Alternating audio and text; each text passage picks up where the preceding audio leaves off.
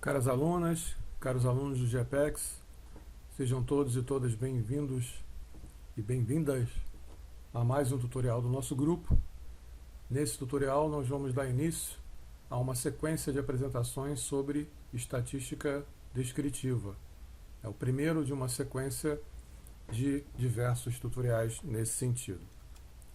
A estatística descritiva, como vocês já sabem, e se não sabem, leiam os materiais do curso, procurem tutoriais a respeito na internet, se informem sobre o conteúdo. A estatística descritiva é aquela que te apresenta e, como o próprio nome diz, descreve o comportamento dos dados da sua amostra respectiva. É uma estatística, portanto, diferente da estatística inferencial, que faz, como o nome diz, inferências para além do que há na sua amostra.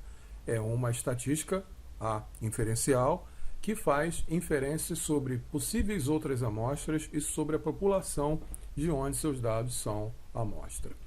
Nesse tutorial número 1, nós vamos ver usando o nosso software Action. Se você também não sabe qual é o software Action, como ele funciona, como baixa, etc., se informe no nosso grupo. Nós vamos usar o Action para encontrar distribuição de frequências de dados. Essa é a nossa primeira etapa na estatística descritiva. Como é que fazemos, então, a distribuição de frequência? Encontramos dados que são representativos em diferentes distribuições de frequência. Vamos encontrar, usando o Action, a frequência absoluta de um dado, a sua frequência relativa, a sua frequência percentual e a sua frequência acumulada. A frequência absoluta diz respeito a um número bruto, concreto, de ocorrência de um determinado dado. Imagina que você tem uma escala de notas de uma determinada condição entre 1 e 5, nota 1, 2, 3, 4, 5, num experimento de julgamento de gramaticalidade, por exemplo. Então, se você encontra a quantidade de notas 5 que foram dadas numa determinada condição, você está encontrando a sua frequência absoluta. A frequência relativa e a frequência percentual dizem respeito a qual é a interpretação relativa e percentual desse dado bruto em relação ao total de julgamentos naquela condição. Então, a gente vai ver aqui que foram, digamos, 40 notas absolutas com o número 5, e isso quer dizer o que na sua amostra? Qual é o percentual que essa ocorrência determina? E a frequência acumulada é aquela que vai te dar a acumulação das ocorrências de todos os seus dados. Então você vai ter a quantidade de notas 5, de notas 4, de nota 3, analisadas absoluta e relativamente em cada uma delas e em sequência analisadas de maneira acumulada. Vamos ver como é que isso funciona analisando uma planilha do Excel já com o nosso Action instalado aqui em cima.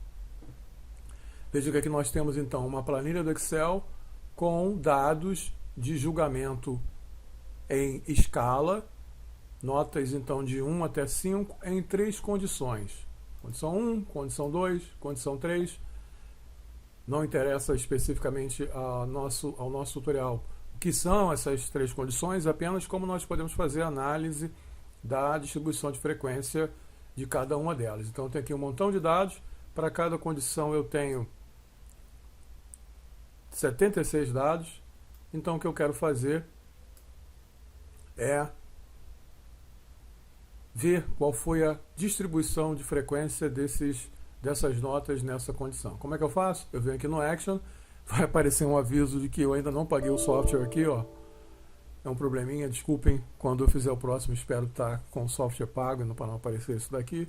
Mas mesmo sem pagar, o pessoal é bonitinho, está aqui disponível porque a gente precisa fazer. Então, como é que eu faço a análise de distribuição de frequência dessa primeira condição que eu quero analisar aqui? Eu venho aqui na estatística básica e peço justamente distribuição de frequência.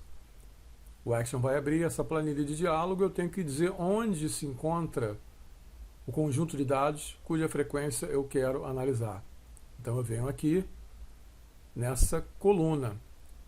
Posso selecionar os dados com o título ou sem o título. Se eu selecionar os dados com o título, eu vou indicar aqui nas colunas que a coluna tem um nome, que é para o software não levar em consideração o nome para fazer o cálculo. Ou posso selecionar só os dados e desmarcar isso daqui para ele não interpretar que a primeira ocorrência é um dado, né? Aliás, um nome. Então, venho aqui, vou ignorar o título, vou selecionar só os dados. Como é que eu faço para selecionar? Clico na primeira, com o meu botão direito do mouse, aliás, meu botão esquerdo do mouse, mantenho pressionado, vai aparecer aquele X ali branco dizendo justamente que ele está pressionado, aquela cruz, né? E aí eu arrasto para baixo, mantendo pressionado até o final das minhas ocorrências. Tudo aqui então foi selecionado, eu peço ao software para ler e desmarco isso aqui porque a minha primeira coluna não tinha nome, eu peguei só o dado, né? O tipo de dado que eu estou analisando aqui é uma nota numa escala de 1 a 5, que portanto caracteriza dado discreto. Não é um dado contínuo, que pode assumir qualquer valor do intervalo, é um dado discreto. Eu já poderia rodar os dados daqui, pedir para ele fazer análise da distribuição de frequência, mas eu vou pedir ao Action para ele também modificar o seu gráfico padrão. Então eu clico em opções de gráfico, demorou um pouquinho para abrir, normalmente não é tanto, e posso fazer as alterações. Primeira alteração que eu faço, eu mudo o título, senão ele vai simplesmente dizer que é distribuição de frequência. Eu quero dizer que esses são os dados da minha condição 1, que no caso aqui desse experimento particular é o pronome ler. E aí no seu experimento você colocaria qualquer tipo de informação ali para ilustrar os seus dados. No eixo X, que é o de baixo, por padrão, o Action te dá dados. Mas eu venho aqui e digo o que são esses dados. Eles são as notas da condição. Notas da condição 1. Na coluna vertical, o eixo Y, eu tenho o percentual bruto de ocorrência, né? Nós já estamos vendo aqui que essa nota 1, nessa condição, passou de 20 ocorrências absolutas.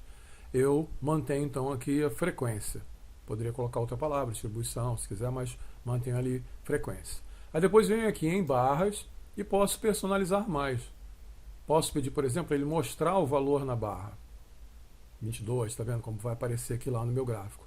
E posso escolher, dentro desse conjunto de cores, qual é o tipo que eu quero para o meu gráfico. Então, o que está marcado de padrão é esse daqui, que começa com vermelho e termina com rosa, né? Mas eu poderia escolher outro conjunto, ou poderia selecionar aqui cores gradientes, a partir de uma sequência de tom entre preto e cinza, para o caso de você ter de submeter o seu paper, o seu artigo, para uma revista que não aceite cores, né, em gráficos, que aceite apenas tons de cinza, né?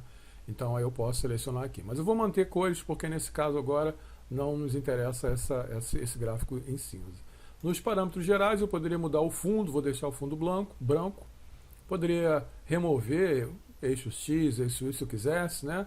Botar cor entre linhas e vários outros tipos de customização que a gente pode fazer. Mas a nós nos interessa simplesmente colocar o título do gráfico, dar uma nomenclatura para os eixos, se quisermos, e pedir para ele mostrar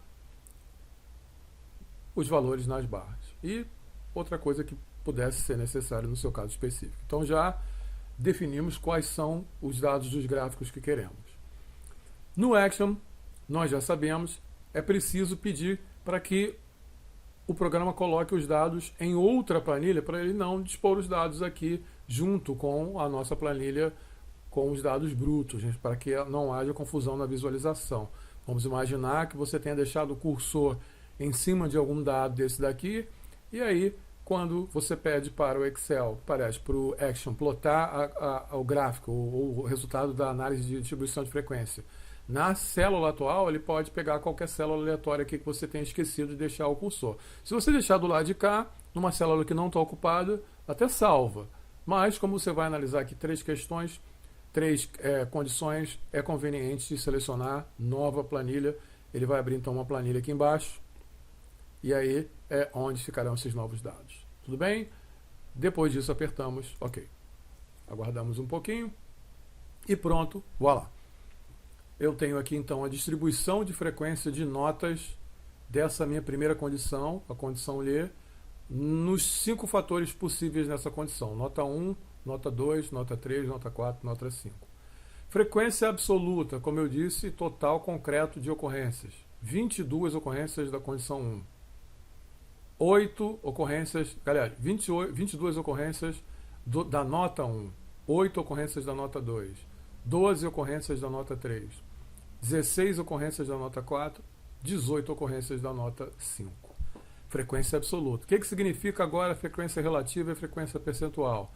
A frequência relativa é qual é o rol que essa frequência absoluta aqui representa no cotejo com as demais. A frequência relativa é dada no intervalo entre 0 e 1, em que 0 é nenhuma frequência e 1 absoluta é a frequência de 100%. O que nós estamos vendo aqui é que a frequência relativa dessas 22 ocorrências da nota 1 equivale a 0,28. O que, em termos percentuais, é a mesma coisa que dizer que equivale a 28%. Como que nós interpretamos isso? 28% das notas da condição 1 se concentram, da condição 1, condição Lê, se concentram na nota 1. Vejam que na nota 2 eu tenho 8 ocorrências absolutas, né? O que nos dá 0,10 de frequência relativa, o que é a mesma coisa que 10% de ocorrência percentual. E assim por diante. 12 ocorrências absolutas de nota 3, o que são 15%, 0,15. 16 ocorrências de nota 4, o que é 21%, 0,21 de frequência relativa. E 18 ocorrências de nota 5, o que é 23%. Do lado de cá nós vemos como é que essas frequências se acumulam, né? A primeira nota, nós temos aqui valores iguais, porque é só a primeira, 28% de acumulação da frequência acumulada. Quando nós juntamos a segunda com a primeira, a frequência acumulada então é de 39%, o que significa que 39% dos seus dados estão entre 1 e 2. Continuamos então para o dado 3 e vemos aqui que no dado 3 nós temos a nota 3, nós temos 55% das ocorrências. 55% então das suas ocorrências estão entre 1, 2 e 3 como nota. Tudo bem? Aqui, mais um pouquinho embaixo, como vocês veem, aparece a representação desses dados em gráfico. O gráfico que nós editamos lá no Action, né? O nome do gráfico e a distribuição dos dados. A nota 1, 2, 3, 4, 5 por sua frequência, representada aqui no eixo Y. 22, 8, 12, 16 e 18. Tudo bem? Fácil, não? Vamos repetir? Quero agora fazer a análise da frequência, distribuição de frequência das notas dessa condição aqui, que é a condição 3. Como que eu faço isso? Vou no Action, que está aqui em cima, na barra do Excel, peço estatística básica e distribuição de frequência. Digo para o Action qual é o conjunto de dados que compõe a minha distribuição. Eu venho aqui então na primeira nota e arrasto, mantenho apertado com o botão esquerdo, arrasto até a última ocorrência e pronto, já está aqui. Lembrem-se que nesse caso, olha, eu não selecionei o título da coluna, então eu tiro aqui a coluna com nome e peço para o Action ler o que está ali. Ele leu corretamente e esses dados são números inteiros, são dados discretos, então eu mantenho o dado discreto e faço as anotações dos dados. Vou manter todas as características do gráfico que eu já tinha feito anteriormente, exceto a condição que deixa de ser 1 e passa a ser 2. E não é mais o pronome lhe, é o pronome OA, de terceira pessoa, como é o lhe também, né? Só faço essa diferença, mantenho as demais, dou OK e peço para o Action fazer a análise de distribuição de frequência e montar o gráfico. Sempre numa nova planilha e dou OK. Tudo bem? Temos aqui então todos os dados. Vocês vejam que essa condição 2 tem uma distribuição de frequência bem diferente da condição anterior. Somente 3 ocorrências da nota 1, o que equivale a 0,03 ou 3% de frequência relativa e percentual. Já a nota 4, veja, foi a que mais recebeu frequência, 19 frequência absoluta de nota 4, o que equivale a 0,25%, 0,25% de frequência relativa ou 25% de frequência relativa, como você vê. Então, há uma distribuição aqui nessa condição, para a felicidade lá do pesquisador que montou esses dados, que obteve esses dados, diferenciando claramente o comportamento dos participantes na condição 1 em relação à condição 2. E aqui você tem na condição 2 a distribuição visual em gráfico dos dados, né? As notas e a distribuição dessas notas. Vejam que eu esqueci de pedir para o Action colocar aqui em cima da barrinha o dado específico. Foi um erro, mas vocês não cometerão esse erro na aplicação de vocês próprios. Correto? Mas há uma coisa bem interessante. Todos esses dados que nós vimos agora descrevem a frequência absoluta relativa a percentual acumulada de dados discretos. Como será que a gente trata os dados contínuos? Nos dados contínuos, nós precisaremos fazer a criação de intervalos de classe. Como é que isso é feito lá no nosso Action? Então, vamos ver aqui. Aqui a gente tem dado contínuo, não é aqui que eu quero analisar. Eu quero analisar agora um dado... Desculpa, aqui eu tenho dado discreto. 1, 2, 3, 4, 5. Não é um dado contínuo. 1,01, 1,0001 é um dado discreto. No dado de tempo, é o tempo que o participante levou para desempenhar a tarefa de julgamento. Vocês podem olhar aqui, eu tenho um dado contínuo. O dado aqui pode assumir qualquer valor. 2.703, 2.704, 2.705, 2.21, 31, 32, 33, etc, etc. Então aqui eu tenho dado contínuo. Se eu vier no Action e executar o mesmo procedimento que eu fiz para o dado contínuo, desculpa, já estou trocando. Se eu executar o mesmo procedimento que eu executei para dado discreto com o dado contínuo, o Action vai fazer análise, mas ele vai te dar um monte de dados que não significam nada. Quer ver? Vamos imaginar, eu venho no Action, peço a estatística básica e distribuição de frequência. Venho aqui e seleciono a coluna com o tempo, que é um dado contínuo.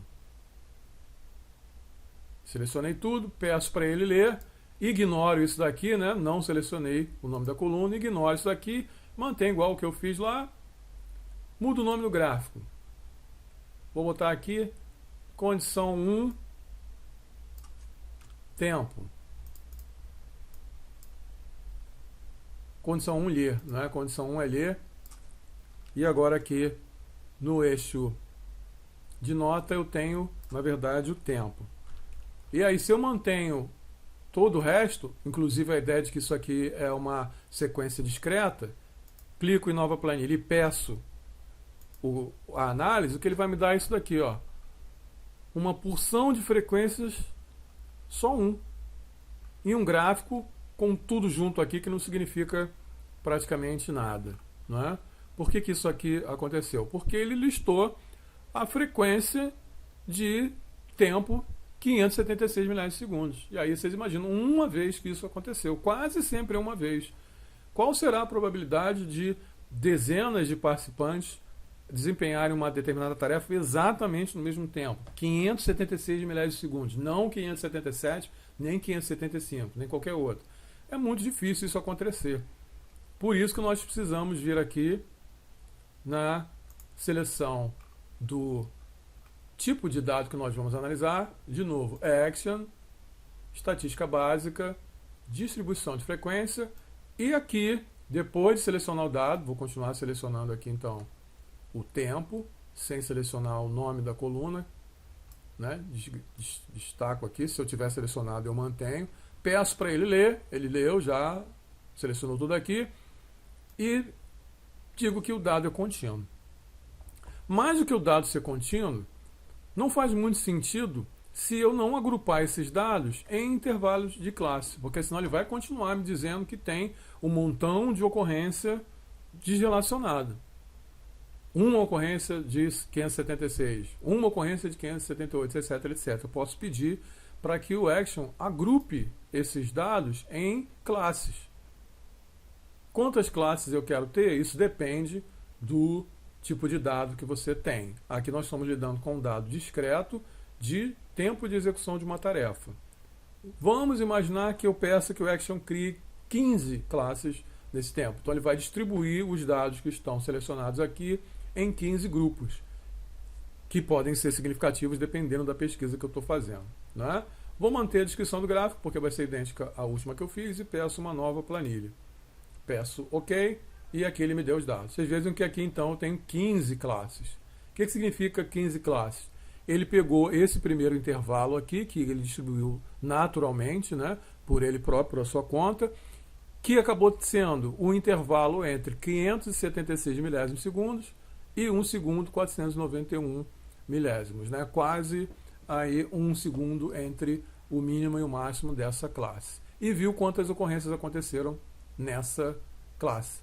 Nessa primeira classe, entre meio segundo e 1 segundo e meio, praticamente, nós tivemos 17 ocorrências, o que significa 22% dos dados selecionados aqui na primeira classe. E aí vem as demais.